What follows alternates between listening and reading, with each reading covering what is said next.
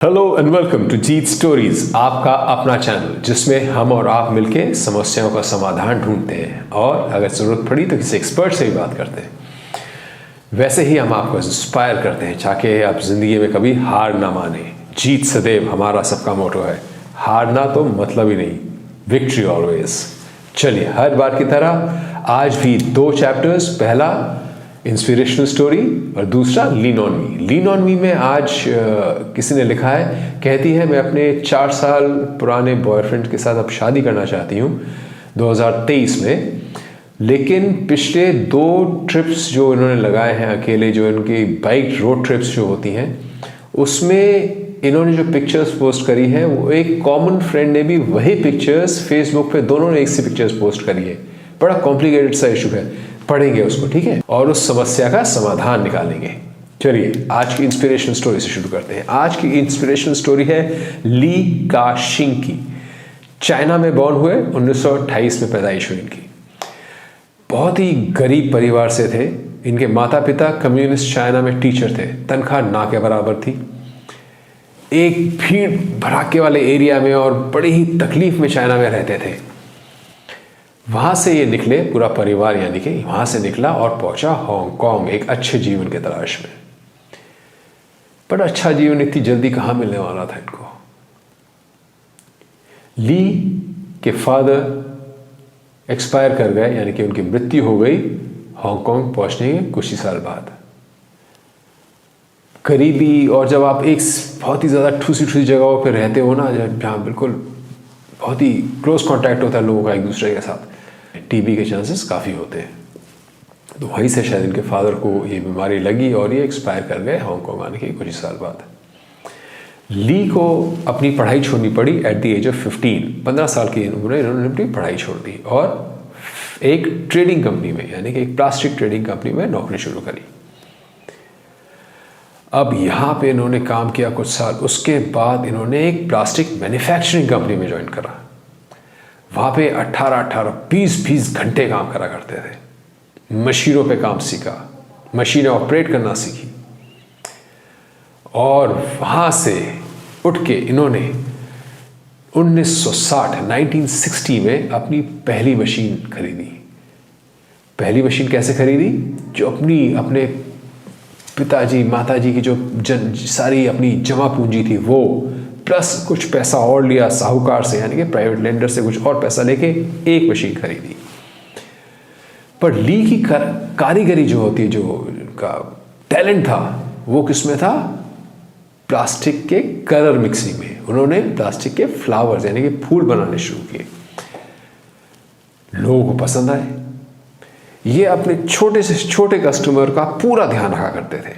यानी कि अगर किसी कस्टमर को एक फूल चाहिए और एक पर्टिकुलर कलर का रोज चाहिए या पर्टिकुलर कलर का शेप चाहिए, तो वो उसका बहुत बहुत ध्यान रखा करते थे। ही वुड इंश्योर, हमेशा ये पक्की बात थी कि जो क्लाइंट ने मांगा है वो क्लाइंट को मिलेगा। तो ये चीज़ मार्केट में फैली, लोगों ने देखा इनका प्रोडक्ट, बड़े खुश हुए लोग। प्रोडक्ट में भी जान थी, क्लाइंट सर्विसिंग भी पूरी थी, यानी कि क्लाइंट सेटिस्फैक्शन भी थी और प्रोडक्ट भी बहुत बढ़िया था। हल्के हल्के का नाम हुआ मार्केट में, लोगों ने और माल खरीदना शुरू करा, क्लाइंट्स और बढ़े। एक इनके पास एक्सपोर्ट का ऑर्डर आया। उस एक्सपोर्ट के ऑर्डर में उन्होंने एग्जैक्ट बिल्कुल जैसा एक फूल उनको चाहिए था, वैसा ही एग्जैक्टली वैसा ही फ्लावर प्लास्टिक में बना के दिया उनको, जो कि उनके क्लाइंट को बहुत पसंद आया। वो था उनका रॉकेट मोमेंट। वहां से ली की जिंदगी चेंज होनी शुरू हुई। कुछ ही सालों बाद इन्होंने और चीज़ों में कदम रखा, यानी कि रियल एस्टेट में खरीद फरोख्त शुरू करी। कहीं कुछ खरीदते रियल एस्टेट में, फिर बेच देते, खुद खरीदते फिर बेच देते, फिर ग्रेजुअली रिटेल में आए, फिर आईटी के अंदर घुसे, और 2019 में Lee was the 30th richest man in the world, 30वें रिचेस्ट आदमी दुनिया के। मानते हो इस बात को? $30 बिलियन नेटवर्थ। एक इंसान जो चाइना से आया भूखा, बिना पैसे के, फादर का देहांत हो गया। Father usually is the biggest support to a son. उनका देहांत हो गया जब ये सिर्फ 15 वर्ष के थे। स्कूलिंग कर नहीं पाए, फैक्ट्री में 18-20 घंटे काम करा, और 2019 में world's 30th richest man, net worth $30 billion. या जैसे मैं हर बार कहता हूं, मेरी मैथ थोड़ी कमजोर है, अगर $30 बिलियन रुपीज में कितने होते हैं लिख देना यार, बहुत बड़ा नंबर होगा, मेरे को समझ आते हैं इतने बड़े नंबर्स। $30 बिलियन की नेटवर्थ है इनकी। हो जाओ इंस्पायर यार, हो जाओ इंस्पायर। कुछ नहीं, यूजुअली क्या होता है, एक 14-15 साल का बच्चा जब अपने माता या पिता किसी को भी खो देता है और पढ़ाई लिखाई छोड़नी पड़ जाती है उसको, तो या तो वो इमीडिएटली एक कोई ऐसी नौकरी पकड़ लेता है जिससे कि उसका घर चलता रहे और बस फिर उसी में टिका रहता है, आगे बढ़ने की नहीं सोचता ज़्यादा, या फिर वो किसी गलत संगति में पड़ जाता है। इन्होंने नौकरी जरूर ज्वाइन करी, लेकिन हमेशा सोच आगे की रखी। सोच ये रहा कि जीत सदैव, उठ के फिर भागना है, गिरा फिर उठा फिर भागा, जब तक अपने मुकाम पे नहीं पहुंच गया। तो ऐसी सोच रखनी है हमको भी, तभी बनेंगे हम कुछ।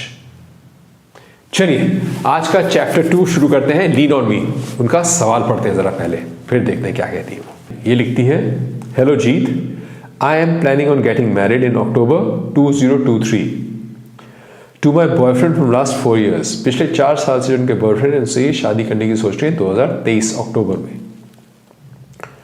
But recently something happened that I want to discuss with you. About a month back, he went on a bike trip alone to Ladakh. But I recently found on Facebook both he and a common friend had gone to the same place at the same time, and they went traveling in the same group. He has again gone on a bike trip to Goa alone, and the same girl has also posted on Facebook as traveling to Goa and sharing same pics. In a pic, I can also see his sunglasses. Even if I speak to him, he will never admit and give some cock and bull story and get away. I would like to call off this wedding. Please advise. Basically कह रही है, मेरा 4 साल से कोई boyfriend है, इनसे 2023 में शादी करना चाह रही है थी अक्टूबर।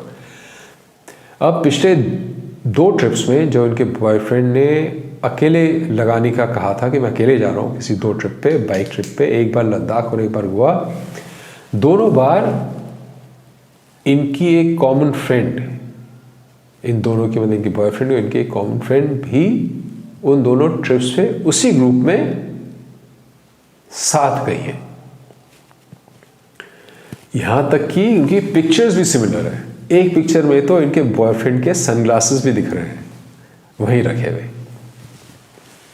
तो कहती हैं, अगर मैं इससे पूछूंगी भी क्या कुछ हो रहा है क्या, तो ये कभी एडमिट नहीं करेगा। मैं इस शादी को कैंसिल करना चाह रही हूं। क्या करना चाहिए मेरे को? बड़ी ही कॉम्प्लिकेटेड सिचुएशन है ये। आप 4 साल से किसी के साथ हैं और आपको कभी कंप्लेन का मौका नहीं दिया, तभी आप शादी करने का सोच रही हैं उससे, राइट? तो आपको एक बार बात तो डेफिनेटली करनी चाहिए।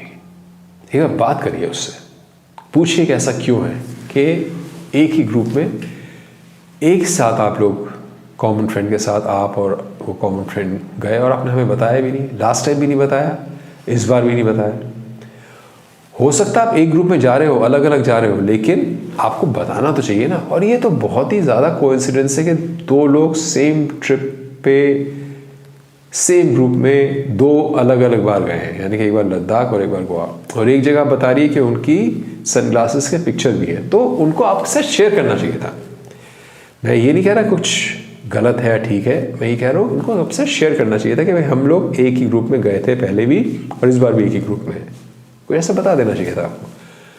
तो definitely things may not be absolutely right. मैं ये नहीं कह रहा कुछ बहुत गलत हो रहा है, बट हो सकता है ऐसा भी हो सकता है कि वो आपको नहीं बताना चाह रहे हो फॉर सम रीजन कि भाई ऐसा कुछ बताने का है नहीं है, ऐसा कुछ है नहीं जो बताया जाए। उनको लग रहा हो कि छोटी सी चीज़ है, एक ग्रुप में जा रहे, क्या बड़ी बात है, क्या बताना, ऐसा भी हो सकता है। तो आपको बात करना तो डेफिनेटली बनता है, ठीक है। आप बात ज़रूर करिए अपने boyfriend, must speak to him. 4 साल से आप साथ हैं और अब सब कुछ ठीक चल रहा था, एकदम से ये 2 एपिसोड्स हुए, बात करिए और जो उसका रिस्पॉन्स आता है उसको आप ठंडे दिमाग से सुनिए। उसको ये मत सोचिएगा कि he is just giving a cock and bull story, जैसा आपने लिखा है कि कोई कहानी बता देगा और अपने आप को बचा लेगा। उसको ध्यान सुनिए और आप ये बताइए कि देखिए आपकी सिमिलर पिक्चर्स हैं यार, आपकी पिक्चर्स हैं, बिल्कुल सिमिलर पिक्चर्स हैं और आपके सनग्लासेस भी दिख रहे हैं, ऐसा बताइए उसको।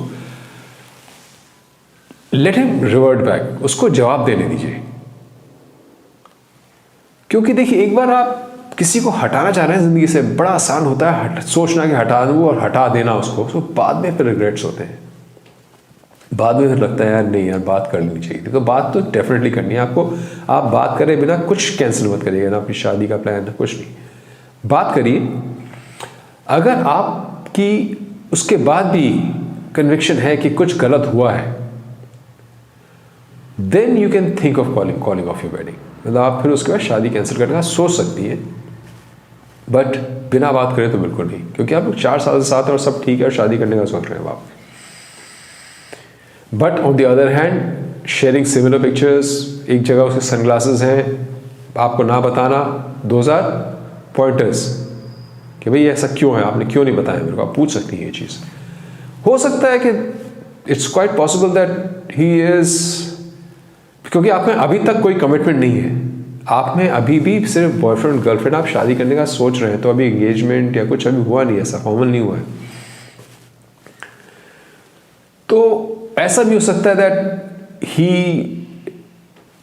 There is an expiry date to your love affair, ऐसा भी हो सकता है कि that he is looking for a change और समथिंग लाइक दैट। तो अगर ऐसा होगा तो खुल के बता देगा कि भाई अब now I am I like this girl and I want to be with her, तो वैसे ही वो खत्म हो जाएगी आपकी रिलेशनशिप। लेकिन आप बात जरूर करिए। अगर वो ऐसा कुछ नहीं कहता है और ऐसा कहता है कि it's coincidence and we thought it was not important to tell you कि we are the same group, ऐसा कुछ भी कहता है तो लॉजिकल जो लगता है आपको, तो फिर एक बार एनालाइज जरूर करिएगा, बात जरूर करिएगा, क्योंकि ये बड़ी इनकम्प्लीट सिचुएशन है।